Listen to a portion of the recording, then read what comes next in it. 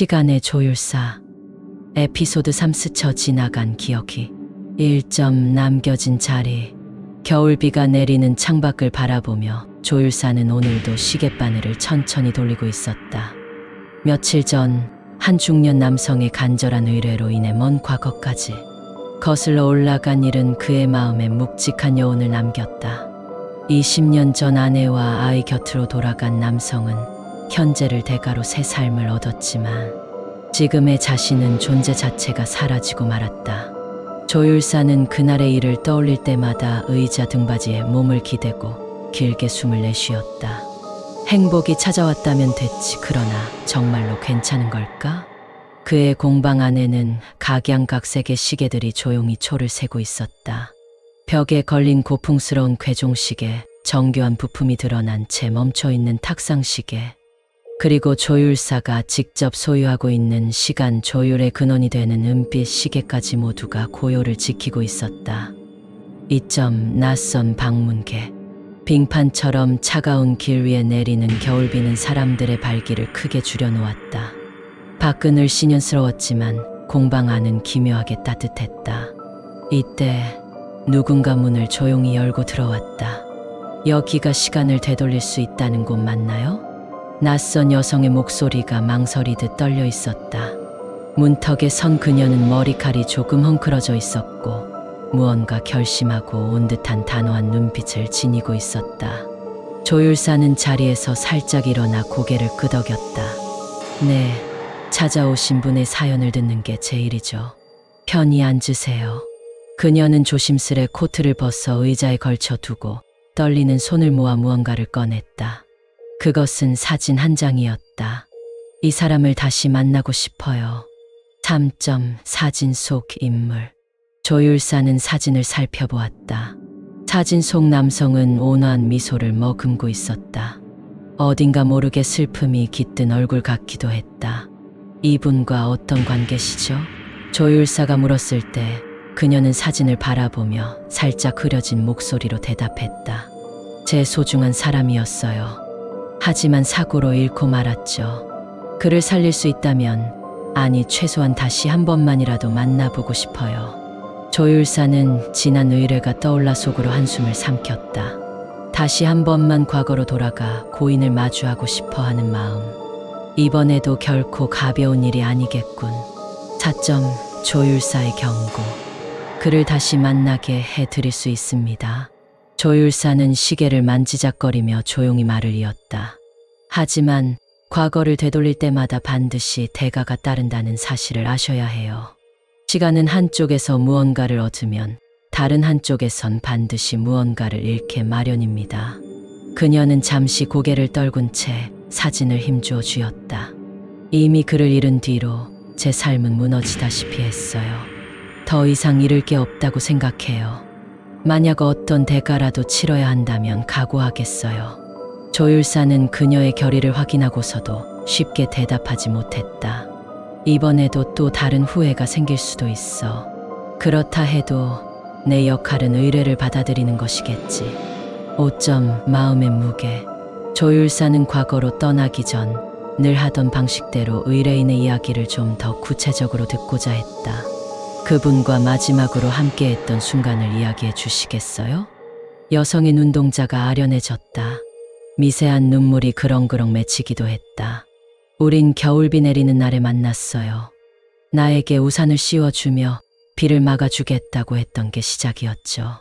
그런데 그날로부터 3년 뒤 똑같은 겨울비가 내리는 날에 그가 세상을 떠나버렸어요. 평소처럼 나를 향해 미소 짓던 얼굴이 아직도 생생한데 조율사는 그녀가 떨리는 목소리로 전하는 그날의 장면을 머릿속에 그려보았다. 한 사람의 죽음 앞에서 여기는 다시 동결된 시간이 되었겠지. 6점 기억을 건네봤다. 조율사는 은빛 시계를 살며시 열어 여성의 이야기와 사진을 토대로 시간을 추적하기 시작했다. 얇게 파르르 떨리는 시계 바늘이 마치 그녀의 슬픔을 감지한 듯 울컥울컥 움직였다. 과거의 어느 시점으로 갈지, 그리고 거기서 어떻게 행동할지를 정해야 합니다. 그를 단순히 만나기만 할 건지 아니면 실제로 그가 죽지 않도록 막고 싶으신 건지. 그녀는 사진을 가슴 위에 꼭 댄 채 가늘게 숨을 들이켰다. 처음엔 그냥 다시 한 번만 얼굴을 보고 싶었어요. 하지만 막상 떠올려 보니 그를 살릴 수 있다면 정말로 살려주고 싶어요.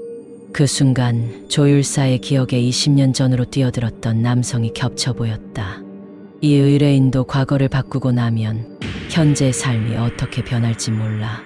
하지만 저렇게 간절히 소망하는 사람을 앞에 두고 거부할 이유는 없었다. 7점 결정된 의뢰. 좋아요. 조율사는 시계를 덮고 여성에게 이야기를 전했다. 우선 그가 사고로 떠난 직전 시점으로 돌아가 봅시다. 그러나 명심해 두셔야 해요. 그의 삶을 구하는 순간 당신의 현재도 크게 흔들릴 겁니다. 그녀는 그 말에 작은 미소를 지었다. 눈물이 아직 채 마르지 않은 채였다. 그가 살아서 숨 쉴 수 있다면 제 기억 같은 건 사라져도 상관없어요. 저를 못 알아본다고 해도 그는 여전히 숨 쉬고 있으니까. 조율사의 심장은 묵직해졌다. 이런 희생적 사랑은 늘 그를 복잡한 감정에 빠뜨렸다. 시간의 조율사로서 내게 주어진 길 한 사람의 의지를 존중하는 것. 8점 다시 내리는 겨울비. 결국 의뢰가 성사되었다. 그날 밤 조율사는 그녀의 손을 잡고 시계를 천천히 돌렸다. 기묘한 빛이 공방 안을 휘감더니 비 내리는 거리의 풍경이 일렁였다. 창문 밖으로 보이는 도시는 순식간에 몇 년 전 모습으로 바뀌었다. 여기입니다. 그녀는 나직지만 동시에 아련한 거리 풍경을 바라보며 작은 목소리로 중얼거렸다. 우리가 마지막으로 함께 걸었던 길이에요. 두 사람은 현장으로 달려갔다. 얼마 후 똑같은 겨울비 속에서 우산을 들고 서 있는 남자의 모습이 보였다. 그녀는 숨이 막히듯 가슴을 쥐고 그를 바라봤다. 저기 저 사람이에요. 9점 스쳐 지나간 기억이. 여성은 조율사의 만류를 뒤로 하고 달려갔다. 남자가 돌아보았다. 분명 사진 속 미소 그대로였다. 당신은 누구시죠? 그녀는 답을 하지 못했다. 너무나 오랜만에 마주한 얼굴, 반드시 지켜내야 할 존재라는 사실에 정신이 아득해졌다. 이 길 위험해요. 여기서 조금만 벗어나 계시면 좋겠어요. 주변에서 경적 소리가 요란하게 울렸다. 정확히 몇 분 뒤 교통사고가 일어날 순간이 분명히 다가오고 있었다. 조율사는 시계를 쥐고 있으며 만약 일이 잘못될 경우 시간을 다시 조금 더 되감아야 할 수도 있다고 생각했다. 그녀는 모든 용기를 끌어올려 남자의 팔을 붙들었다. 부탁이니까 잠깐 이쪽으로만 와주세요. 그러면 모든 게 괜찮아질 거예요. 남자는 낯선 여인의 간청에 당황했지만 그녀의 간절한 표정을 보고 마음이 흔들렸다. 그러는 사이 바로 옆을 스쳐간 트럭이 아슬아슬하게 비켜갔다. 사고가 막아졌어. 10점 에피소드 4로 이어지는 여운. 잠시 후 그 남자는 아무 일 없었다는 듯 괜찮아 보였다. 그러나 그의 시선에서 그녀에 대한 기억과 감정은 전혀 느껴지지 않았다. 고마워요. 위험할 뻔했네요. 그런데 혹시 저를 아시나요? 그녀는 대답하지 못했다. 눈물이 흘렀지만 동시에 안도감이 밀려왔다. 그가 살아있다. 그걸로 충분해. 조율사는 그 광경을 지켜보며 시계 초침을 천천히 눌렀다. 이제 모든 게 바뀌겠지. 이미 과거의 선택이 달라졌다면 현재 역시 크게 달라질 것이다. 무엇보다 이 여성 자신이 현재 속에서 어떻게 변화할지는 누구도 예측하기 어렵다. 그 대가가 다가오기 시작한다면 그 때가 바로 조율사가 해야 할 마지막 역할일지도 모른다. 조율사님, 왜 제 이름이 기억이 안 나는 걸까요? 과거로 돌아갔던 그녀가 어느 순간 조율사를 똑바로 바라보며 떨리는 목소리로 물었다.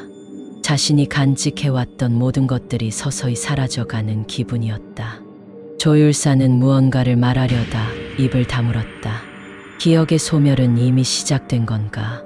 이대로라면 그녀는 과거를 바꾼 대신 스스로의 존재가 희미해질 수도 있었다.